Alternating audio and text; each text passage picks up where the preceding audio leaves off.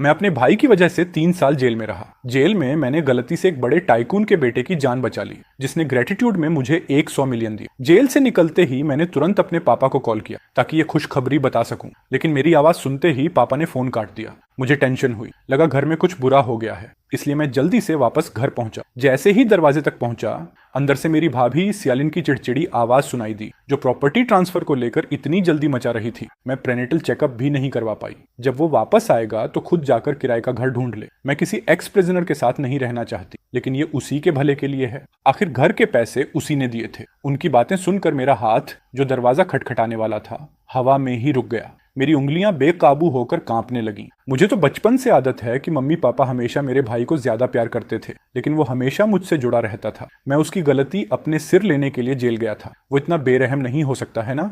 मैंने गहरी सांस ली और दरवाजा खटखटाया। अंदर की सारी आवाजें अचानक बंद हो गईं। मम्मी ने दरवाजा खोला और मुझे देखकर चौंक गईं। फिर नजरें चुराते हुए मेरे कंधे पर हाथ मारा। लिन, तुम इतनी जल्दी कैसे वापस आ गए? तुम्हारे पापा तो अभी कह रहे थे कि वो तुम्हें लेने जाएंगे। उनकी नकली फिक्र सुनकर मुझे बस अंदर से ठंड लग गई। अगर मैं दरवाजे के बाहर खड़ा होकर उनकी बातें ना सुनता तो शायद सच में बेवकूफों की तरह उन पर भरोसा कर लेता, लेकिन अब उनका पाखंडी चेहरा देखकर सिर्फ घिन आ रही थी। कोई बात नहीं, अब टैक्सी लेना आसान है। जैसे ही मैं घर के अंदर गया, मेरे भाई की वाइफ ने मुझे घिन भरी नजर से देखा, फिर अल्कोहल स्प्रे उठाकर मुझ पर खूब छिड़क दिया। गलत मत समझना, बस तुम्हारी बैड लक हटा रही हूँ। मैंने कड़वी मुस्कान दी। वो मुझे एक्स प्रिजनर होने की वजह से नीचा समझ रही थी, लेकिन उसे याद होना चाहिए कि मैं उसके पति की गलती अपने ऊपर लेने के लिए जेल गया था। मैंने कुछ नहीं कहा और सीधे अपने कमरे की तरफ बढ़ गया, लेकिन मुश्किल से 2 सीढ़ियां ही चढ़ा था कि पापा ने मेरा हाथ पकड़ लिया। मत देख, इस घर में तुम्हारे लिए कोई कमरा नहीं है। उनकी उंगलियों में सिगरेट थी और सोफा के पास रखा राखदानी ताजी सिगरेट बट्स से भरा हुआ था। साफ दिख रहा था कि मेरा वापस आना उन्हें इरिटेट कर रहा था। पापा,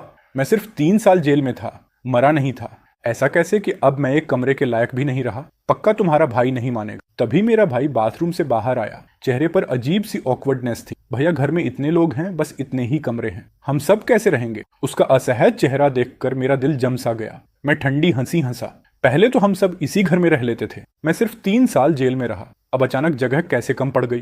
किस हक से मुझे निकाल रहे हो? मत भूलो कि ये घर मैंने कैश देकर खरीदा था। ये सुनते ही उसने अचानक मुझे थप्पड़ मार दिया और उंगली दिखाते हुए बोला, क्या घर खरीद लिया तो खुद को बहुत बड़ा आदमी समझने लगा? तू घर वापस आया है या कर्ज वसूलने? क्या मैं तुझसे घर वापस मांग रहा हूँ?